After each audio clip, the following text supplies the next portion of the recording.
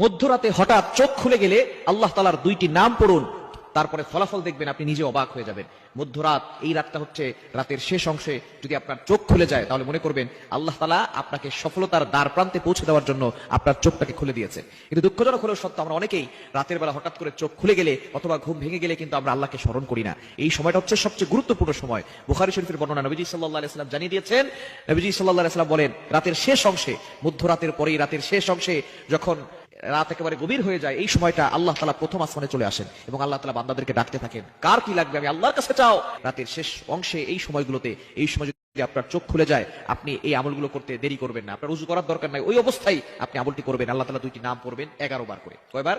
এবং দুইটি নাম পড়ার আগে আপনি 3 বার দুরূদ শরীফ পড়বেন।